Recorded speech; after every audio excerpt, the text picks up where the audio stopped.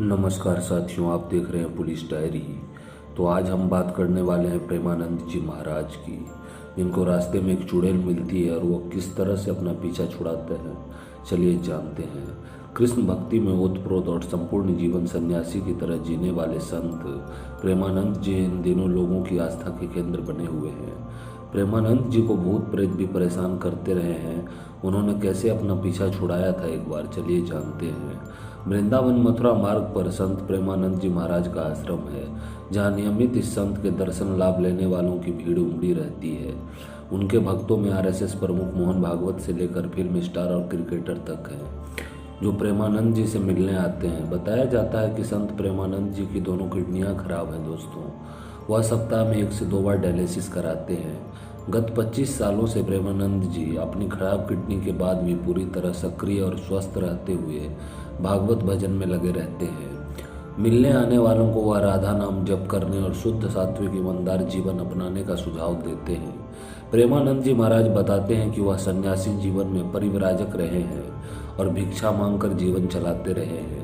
साधना के दिनों में वह सुबह तड़के उठ जाया करते थे, जो आदत आज भी उनकी है, जिसके कारण ब्रह्म मुहूर्त में ही वृंदावन की नियमित परिक्रमा करते रहते हैं। वह अपने प्रवचन में बताते हैं कि एक बार सुबह में जब वह लोटा लेकर नित्य क्रिया करने के लिए जा रहे थे, तो रास्ते में उनको एक महिला मिली, इसलिए उन्होंने रास्ता बदल लिया। थोड़ी दूर जाने पर फिर वही महिला उनके आगे दिखाई दी, तो प्रेमानंद जी महाराज ने सोचा यह उनका भ्रम है और फिर से रास्ता बदल लिया, लेकिन वह जिधर भी जाते वह महिला उनके आगे दिखाई पड़ती दोस्तों।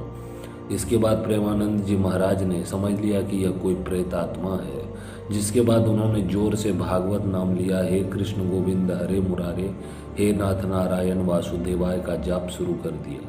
इसके बाद वह महिला तुरंत विलुप्त हो जाती है दोस्तों। प्रेमानंद जी मानते हैं कि संसार में अदृश्य शक्तियाँ होती हैं, तो ईश्वर की सर्वोच्च शक्ति भी है, जिसका कीर्तन भजन करके हम जीवन में सब कुछ प्राप्त कर सकते हैं और दुख शोक भय आदि से दूर भी रह सकते हैं। इसके बाद प्रेमानंद जी महाराज ने एक और किस्सा सुनाया था दोस्तों, और उन्होंने बताया कि एक बार वो किसी खंडहर में रह रहे थे, तो उन्हें ऐसा महसूस हुआ कि वहाँ कोई है।